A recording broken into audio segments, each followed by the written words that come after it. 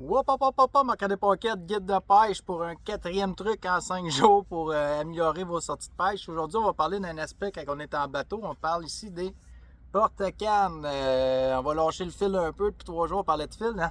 Mais on va parler des porte-cannes, un outil essentiel lorsqu'on est en bateau.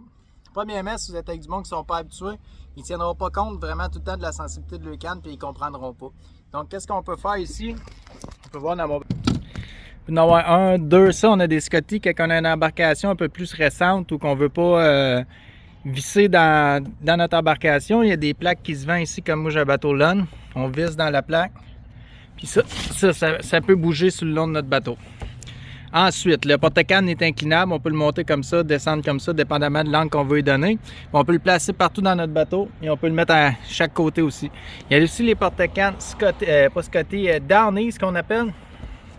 Aussi, on peut lui donner un angle, on pêche au masquinongé, ou peu importe, des fois on a des trop grosses cannes, on peut pas les rentrer dans ceux-là, dans les Scotty normales, on peut les mettre dans les Downies. Les Downies aussi, il y en a des portatifs, comme ici, des portatifs qui se vissent, qu'on peut mettre sur le rebord de nos bateaux.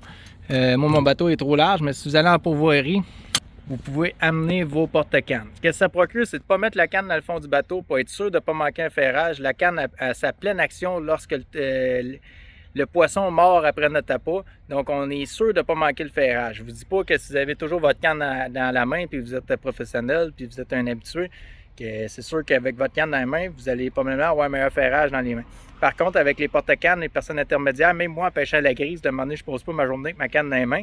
Donc, j'utilise des porte-cannes. Fait que ça va vous aider si vous apportez des gens qui passent une journée plus agréable, puis vous, ça va vous donner l'occasion peut-être de pouvoir plus checker votre sonore, checker ce que vous faites, puis pas vous mêler dans d'autres personnes sur un plan d'eau, comme le Memphray Magog.